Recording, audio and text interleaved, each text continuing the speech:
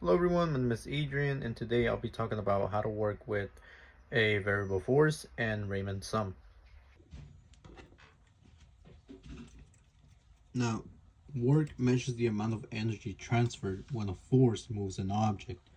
If the force is constant, the formula is quite simple. We can just write it as work equals force times distance. But as we all know, in real situations, the force is not constant. For example, the further you stretch a spring, the stronger it pulls back. In this case, the force depends on the position of the object. This is what we call variable force. To calculate the work with a variable force, we cannot just multiply one force by the total distance.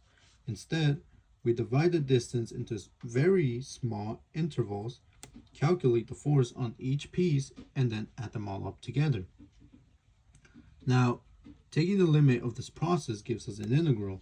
Because of this, the formula for work with the variable force is, or can be written as, work equals integral from a to b f of x dx. Now, let's go ahead and solve an example together to see this in action. We have a problem here, example 2, and it says, when a particle is located at distance x from the origin, a force of x squared plus 2x pounds acts on it. How much work is done in moving it from x1 to x3? Now, first we want to write down the force function, which is already given to us in the example right here.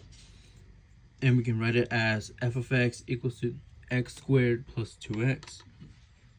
This function lets us know that the further the particle is from the origin, the stronger the force gets. Now we want to set up the integral, right?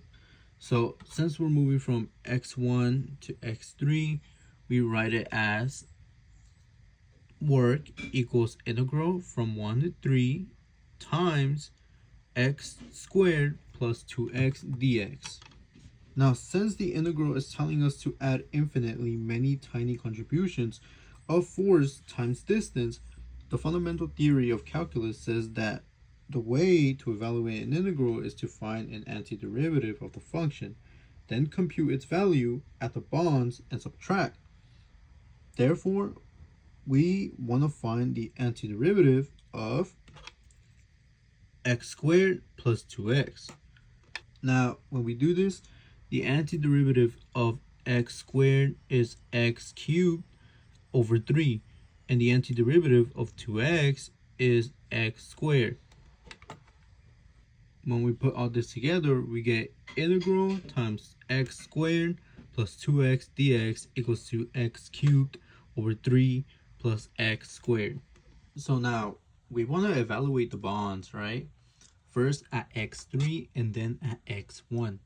When we evaluate at x3, we get x cubed over 3 plus 3 squared, which will give us 27 over 3. And then we want to add a plus 9, which will finally give us 18. When we evaluate at x1, we get 1 cubed over 3 plus 1 squared, which will give us 1 over 3.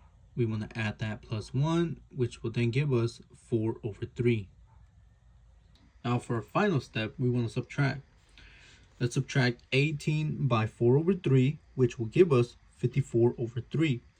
Then we want to subtract that by another 4 over 3, which will give us our final answer, that being 50 over 3, which is the exact same as 16 2/3.